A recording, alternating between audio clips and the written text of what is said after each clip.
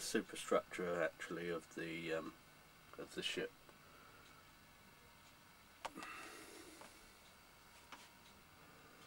I've decided that this is the finish of the picture. Got some of the waves and the rocks showing, and I think it encapsulates the disaster moment when the ship was lost. This will be on sale on eBay. Right, where to start when you first start to consider doing an oil painting? I suppose the first thing you have to consider is the idea. Well, my idea is to do a picture of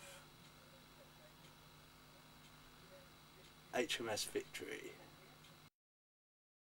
It was off the Channel Islands, just off of Alderney, in what they call the Casquettes, which is like a group of rocks that were notorious for being problems to ships in them times.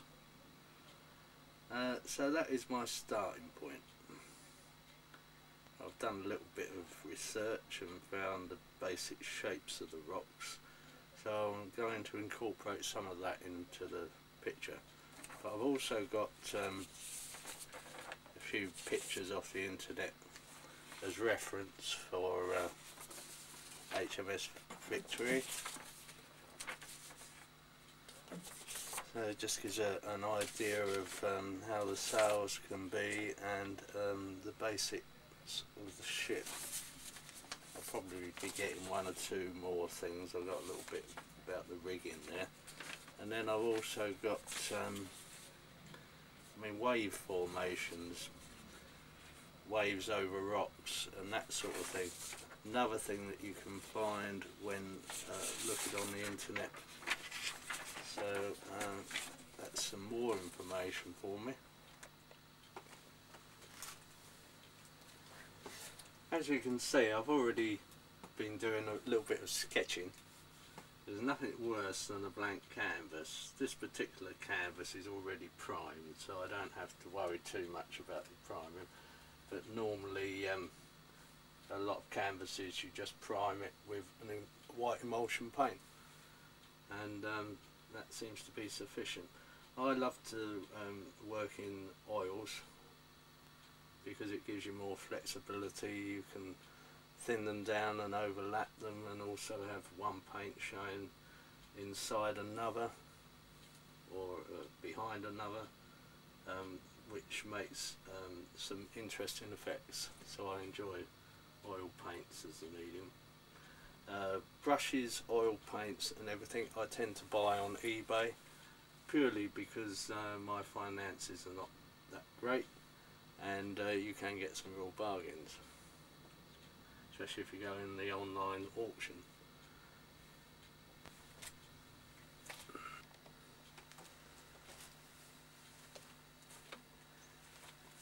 The all-important first brush stroke.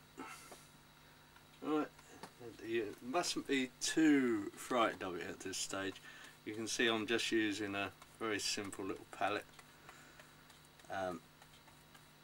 mixing up the colours on the palette.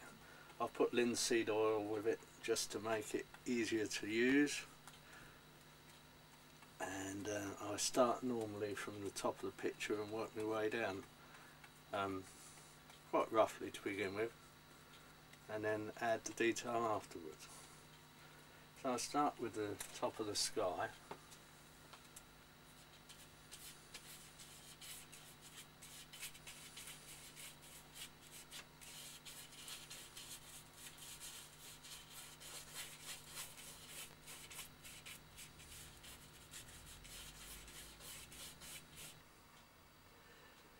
As you can see there, I've created quite a nice start to the sky effect with just using 3 colours. It doesn't have to be particularly exact at this point, but it's just to give a feeling of light and of natural cloud formations in the background.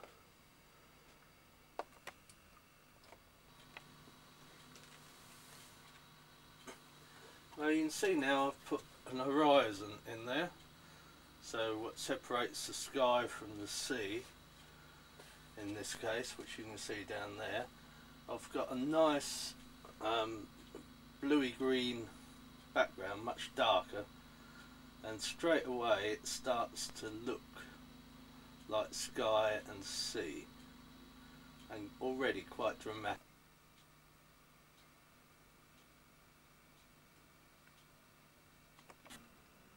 At this point it's probably best to leave it for a while, possibly 2 days, and just allow the paint to congeal a bit, and it makes it easier to carry on with the working.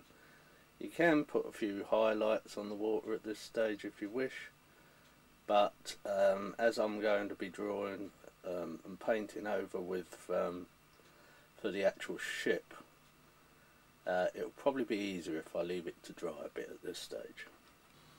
It can actually. This is a couple of days later. It's dried a little bit. I've just marked roughly where I want the sails, the main sail mast to fall. But just as an aid, I'm going to use an old golf club, as that's pretty good as a straight line, just to aid my shaky hands. If I rest that along there, a little bit of a cheat, I know, but hey ho. It's much easier to get it right first time, and then of course it stops a lot of hassle later on.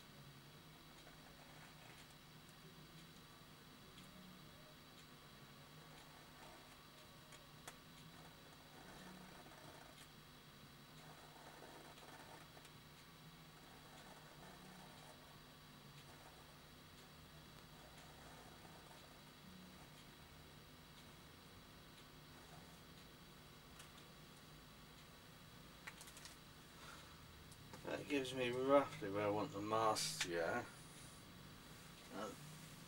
I'll have to leave it a little bit longer for the paint underneath to dry before I can actually start painting. Just to speed things up slightly, as the background paint is still wet,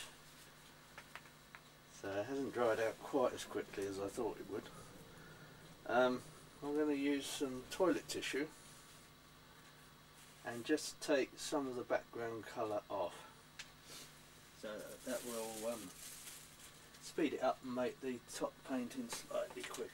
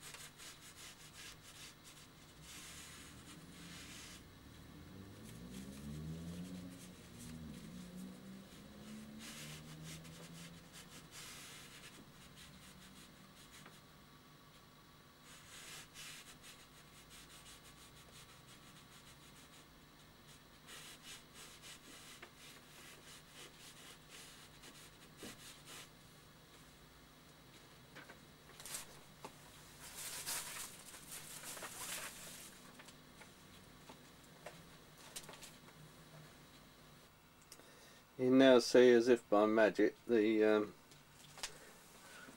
basic structure of the sails starts to shine through. So it'll take far less, a shorter time now for that paint to dry on the areas of the sails, so it'll make it far easier for the overpainting. Now you can see I'm just starting to paint in the sails and the rigging.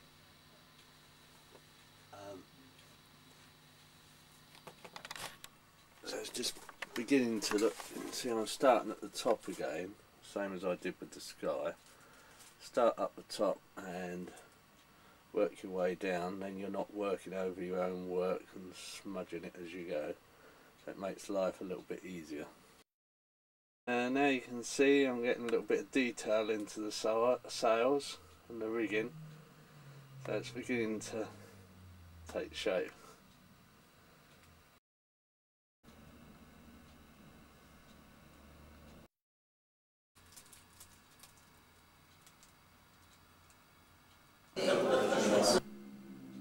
I've just put a few highlights on the sea now, so you can begins to have more of an impression of the sea.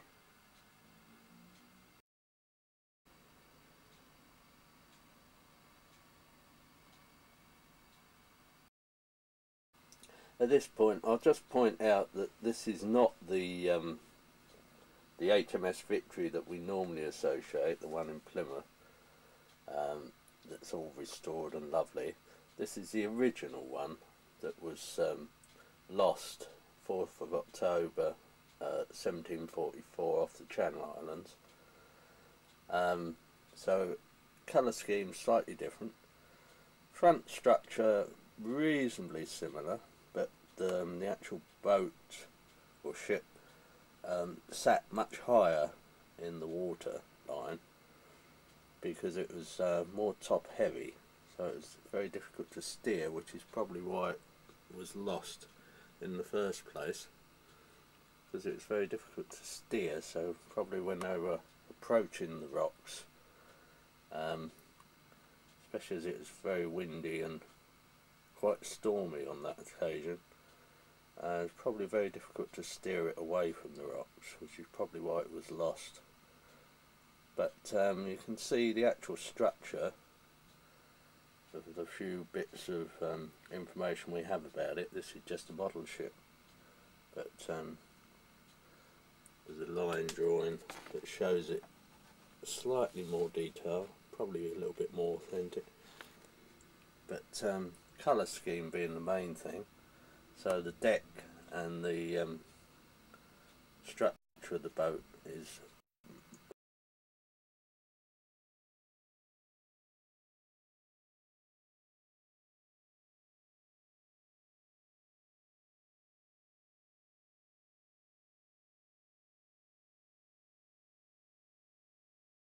the superstructure actually of the ship.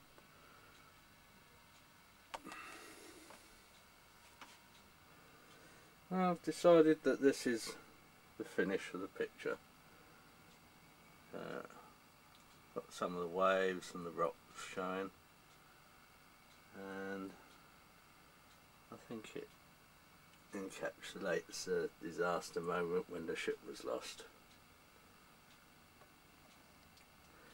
This will be on sale on eBay.